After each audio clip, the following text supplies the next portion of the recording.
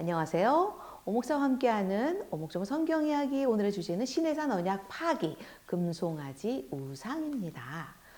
하나님과 이스라엘과의 시내산 결혼 언약이 모두 마친 후 하나님께서는 모세에게 언약의 두 돌판을 주시겠다고 시내산으로 올라오라고 말씀하셨습니다. 모세야, 너는 산에 올라와서 거기에 있어라. 네가 그들을 가르치도록 내가 율법과 계명을 친히 기록한 돌판을 너희에게 주리라. 그래서 모세는 여호수아와 함께 산으로 올라가기 전에 장로들을 불러 모았습니다.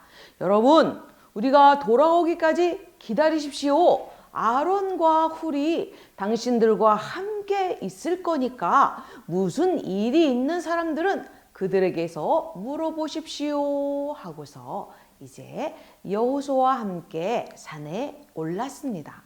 그런데 구름이 6일 동안 산을 가렸다라고 말합니다.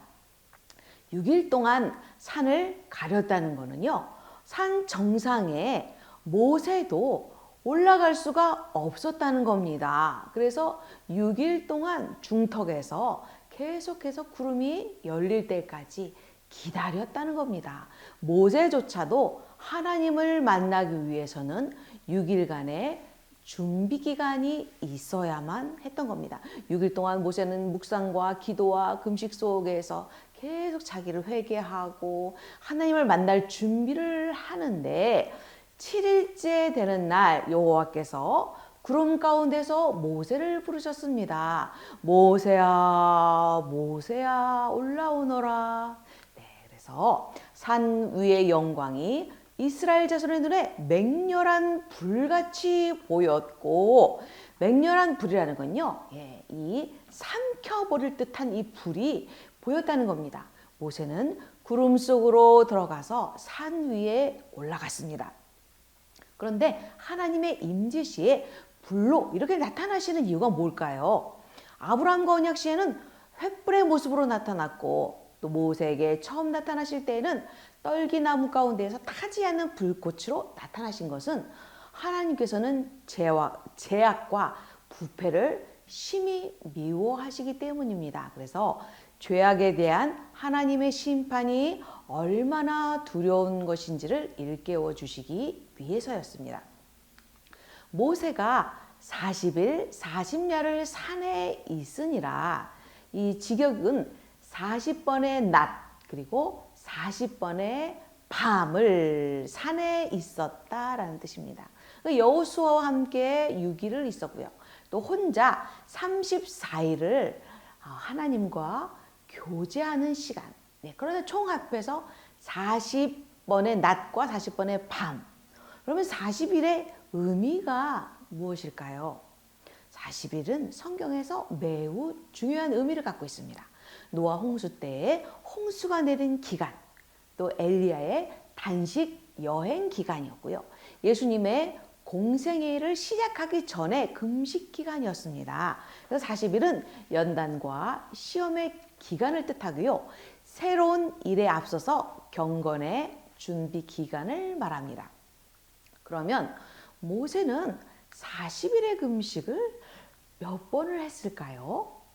성경에 모세의 40일 금식이 출애굽기에 또 신명기에 나오는데 오늘 그것을 한번 보겠습니다. 첫 번째는요, 시내산의 언약의 십계명 돌판을 받으러, 지금 방금 장면처럼 모세가 올라왔던 이 장면에서 신명기 9장 9절에 이렇게 말합니다. 그때에 내가 여호와께서 너희와 세우신 언약의 돌판을 받으려고 산에 올라가서 40주 40야를 떡도 먹지 아니하고 물도 마시지 아니하였다. 이 첫 번째 금식. 두 번째는요, 금송아지 사건, 금송아지 우상을 섬겨서 이것을 속죄하기 위해서 또 올라갑니다. 신명기 9장 18절에는 그리고 내가 전과 같이 40주 40야를 여호와 앞에 엎드려서 떡도 먹지 아니하고 물도 마시지 아니하였으니 이는 너희가 여호와의 목전에 악을 행하여 그를 경노하게 하여 크게 죄를 지었습니다. 그래서 속죄하기 위해서 또 40일의 금식, 그리고 마지막으로 시내산의 언약을 갱신하러. 그래서 이 속죄, 죄를 용서해 주신 후에 이제 그 십계명을 다시 돌판을 만들어서 올라오라라고 하나님 말씀하셔가지고 다시 올라가서 또 40일에 금식을 해서 십계명 돌판을 받아옵니다. 이때에 산에서 내려올 때에 모세의 얼굴에 광채가 막 번쩍번쩍 나가지고서 사람들이 모세를 두려워하고 모세가 막 수건으로 가리고 나오지요. 이렇게 3번에 걸쳐서 40일의 금식을 3번 한 후에 모세의 얼굴에 과연 빛이 나기 시작했습니다. 과연 그럴만하지 않겠습니까? 4, 32, 120일 금식. 그래서 혹시 얼굴에 빛이 나고 싶으신 분은 40일 금식을 3번 하시면 될 듯 합니다. 자, 이제 40일 금식이 제1차, 처음 40일 금식이 이제 거의 끝날 무렵 40일 동안 하나님께로부터 성막에 관한 그 지시를 받고 또 하나님께서 돌판을 만들어서 이제 새겨주시고 막 이러는 과정 중에 저 밑에 있는 이스라엘 백성들이 서서히 흔들리기 시작했습니다. 백성이 모세가 산에서 내려오지 않는 걸 보고 아론에게 달려갔습니다. 아론, 일어나십시오. 우리를 위하여 인도할 신을 만들어주세요. 이 사람 모세는 굶어 죽었는지 불에 타 죽었는지 알지 못하니 우리를 애굽 땅에서 인도하여 낸 이 사람 어찌 되었는지 알지 못하니 신을 만들어 주시오. 여기 보면 애굽 땅에서 이스라엘 백성들을 인도한 분은 누굽니까? 하나님이십니다. 그런데 애굽 땅에서 우리를 인도해낸 사람, 모세를 인도해낸 사람이라고 지금 말하는 이 이스라엘 지금 사람들이 강팍해져 있는 겁니다. 그래서 이 신을 만들어 달라고 할 때 아론은 처음에는 반대를 했습니다. 말도 안 돼. 여러분 그러지 마십시오. 그런데 이스라엘 백성들이 폭동이 일어날 것 같은 거예요. 막 사람들이 아우성을 하면서 막 아론을 죽일 듯이 위협을 하니까 아론이 죽음의 위협 앞에서 타협을 하기 시작합니다. 평생 후회해야 할 일을 하게 됩니다. 아우성치는 백성들에게 격앙된 말로 그들에게 말합니다. 너희의 아내와 자녀의 귀에서 금고리를 빼어 가지고 오라. 여기 빼어라는 건요, 잡아 떼어내다는 겁니다. 금고리를 잡아 떼가지고 갖고 와라 하고서 이 얘기를 하는데 사실 이 금고리는요, 그 이스라엘 사람들에게 굉장히 소중한 물건이었다고 합니다. 설마 갖고 오랴 했는데 아론의 착각이었습니다. 하루도 안 돼서 사람들이 금귀고리를 어마어마하게 갖고 온 겁니다. 그러니 어떡하겠습니까? 그래가지고 아론이 이 금귀고리를 녹여서 거푸집을 만들어서 이제 송아지 형상으로 이렇게 만들어져 우상이 나왔습니다. 그러니까 이들이 말합니다. 이스라엘아, 이는 너희를 애굽 땅에서 인도하여 낸 너희의 신이로다. 모든 백성이 막 너무 즐거워하고 박수를 치고 환호하고 난리가 났습니다. 그러자 아론도 덩달아서 업이 돼가지고서 아론이 제단을 쌓고 말합니다. 내일은 여호와의 전릴일이니라. 아예 내일 특별 명절로 발표를 해버린 겁니다. 다 같이 지금 사람들 막 미쳐가고 있는 겁니다. 그런데 여러분, 금송아지 우상을 만들어 놓고 이 신이 우리를 인도한 여호와 신이라는 겁니다. 그러니까 여호와의 전릴, 이게 혼합된 지금 신앙을 지금 말하고 있는 겁니다. 이튿날 그들이 일찍 일어나서 번제와 화목제를 드리고 백성이 앉아서 먹고 마시고 일어나서 뛰놀더라. 이 직역을 하면요, 먹고 마시기 위해서 앉았고 뛰놀기 위해서 일어났고 그리고 뛰놀았다라는 겁니다. 이 뛰놀았다는 건요, 이방 그 우상 섬기는 제사 의식의 전형적인 모습인데 바로 음란하게 성적 행위가 이루어졌다는 원어의 의미가 그렇습니다. 심지어 성적 행위까지 일어나는 그런 음란한 사람들의 그 막 춤을 추면서 막 놀면서 소리를 지르는 이런 상황에서 하나님께서는 그것을 다 알고 계셨습니다. 여호와께서 모세에게 말씀하십니다. 모세야, 너는 내려가라. 네가 애굽 땅에서 인도하여 낸 너의 백성이 부패하였다. 그들이 내가 명령한 길을 속히 떠나 금송아지를 만들어 지금 예배하고 있다. 하나님께서 진노하셨습니다. 이스라엘 백성들이 한 말, 모세가 인도해냈다는 이 말을 하나님 듣고 계신 겁니다. 그래서 여기 보면 네가 애굽 땅에서 인도하는 네 백성, 너의 백성, 하나님의 백성인데 여기 지금 모세의 백성이라고 지금 얘기하고 계시는 겁니다. 그래서 내가 이 백성을 보니 목이 뻣뻣한 백성이구나. 그런즉 내가 하는 대로 두라. 내가 그들을 진노하여 그들을 진멸하고 너를 큰 나라가 되게 하겠다 하십니다.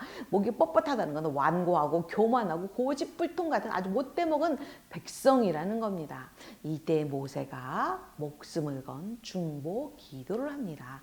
성경에는 이 두 번에 걸쳐 이 중보 기도가 나오는데요. 이 첫 번째 중보 기도입니다. 하나님, 어찌하여 큰 권능과 강한 손으로 인도하신 주의 백성에게 진노하십니까? 어찌하여 애굽 사람들이 여호와가 자기 백성을 진멸하려는 악한 의도로 인도했다고 하려 하십니까? 맹렬한 노를 그치시고 주의 백성에게 이 화를 내리지 마소서. 여기 보면 어찌하여. 다급한 모세가 절규하듯이 지금 자기 목숨을 걸고 하나님을 지금 말리는 이 장면입니다. 그러면서 말하기를 주의 백성입니다. 여호와가 자기 백성을 이렇게 주의 백성에게 모세의 백성이 아니라 하나님의 백성이십니다라고 지금 설득하고 있는 겁니다. 또 말합니다. 주의 종 아브라함과 이삭과 이스라엘을 기억하소서. 주께서 맹세하시기를 너희의 자손을 하늘의 별처럼 많게 하고 이 땅을 너희 자손에게 영원한 기업이 되게 하신다고 하지 않았습니까? 그러면서 하나님의 영광의 이름이 누가 된다고 만류하면서 이 선조들의 약속을 끌어냅니다. 그제서야 하나님께서는 모세의 이 간절한 기도를 들으시고 말씀하신 그 화를 내리지 않겠다라고 하십니다. 성경에는요, 대표적인 중보 기도자가 두 명이 있습니다. 바로 아브라함과 모세입니다. 아브라함은 소돔 고모라에 있는 조카와 그 고모라 소돔 사람들을 위해서, 또 모세는 지금 타인 이스라엘 백성들을 위해서 목숨을 걸고 중보 기도를 합니다. 이 두 사람은 이미 하나님께 구원받았고 하늘나라의 상급이 큰 이미 확정된 사람들입니다. 굳이 다른 사람들이 죽든지 말든지 굳이 그렇게 열심히 기도하지 않아도 되는 사람들입니다. 그런데도 하나님의 이 진노를 풀어드리고 그들을 살리기 위해서 자기 목숨을 걸고 기도하는 이 사람들, 바로 이 사람들이 하나님의 기뻐하시는 모습인 것을 우리는 알 수가 있습니다. 자, 하나님과의 만남을 위해서 모세도 6일을 준비해야 했습니다. 시내산에서 결혼 언약을 맺은 지 2달도 안 돼서 우상 숭배에 빠졌습니다. 과거로 회귀하려는 인간의 본성이지요.